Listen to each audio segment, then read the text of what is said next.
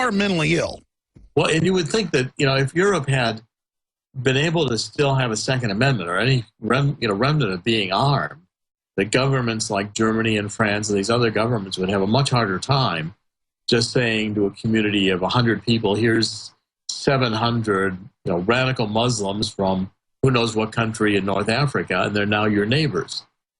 This is the kind of a demographic revolution that is designed to fundamentally erode European traditions. Well, it's ultra aggressive. I mean, how do they expect a town of 102, folks, that's a New York Times story endorsing it, to take 700 plus people?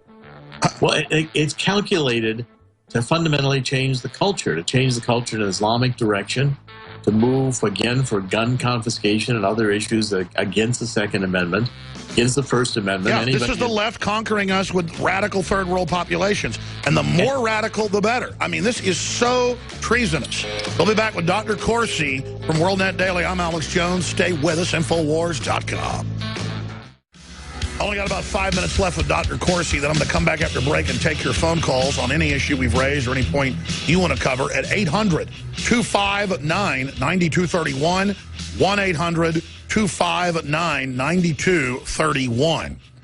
Dr. Corsi, of course, is a New York Times #1 best-selling author, a political researcher, and a PhD in political science. He also has degrees in economics. I'm not going to get into all his degrees, all the things he's done. But in the limited time, let's talk Syria real quick. Talk economy and other issues. What's the state of the world right now in your prognosis, Dr. Corsi?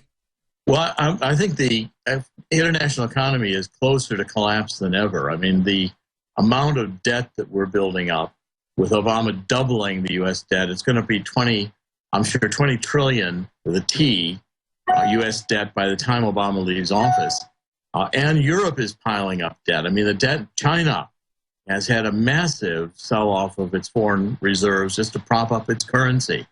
The stock market looks good right now, but the fundamentals of stocks are not there to support these prices. And I can see the stock market collapsing by 5,000-6,000 points any day when the federal banks realize they can no longer just keep printing money. The situation in Syria and in the Middle East has never been more chaotic and more dangerous. And I like to emphasize it's that way by design. I mean, the Obama administration and Hillary Clinton destabilized Libya, supporting al-Qaeda, changing sides, and now Russia's come in with ground troops and air troops, and the potential of a confrontation between Russia and the United States escalates every day. Obama does not have a strategy. The strategy is going to be almost abandonment of the Middle East by the United States in chaos.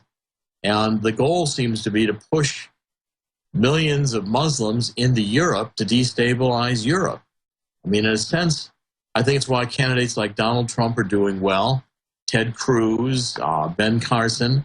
I mean, when you take a look at Hillary Clinton, it's more of the corrupt, the pay-for-play role she played, the lying, the continuation of a corrupt world order that Hillary Clinton represents, I think is going to be very tough for the Democrats to sell in 2016.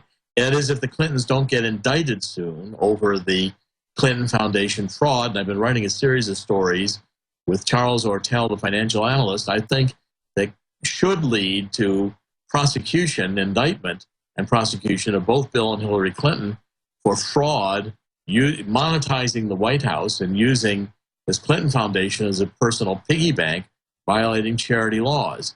The international situation and our domestic politics are in chaos right now, and it's intentionally chaos. This is what communism looks like just before the attempt to produce a revolution. That's right. This is the standard playbook for the destabilization period, and then once they take us over, they'll use us in the exploitation period against the next target.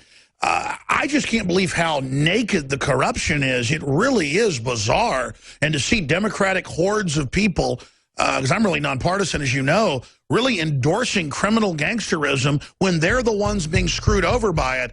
I mean, we could see the fall of America very, very soon. Well, and I think it is bipartisan. I mean, the American voters are rejecting the Republican establishment just as much as the Democrats are getting rejected. And candidates like Donald Trump, I think, are going to draw from across the spectrum.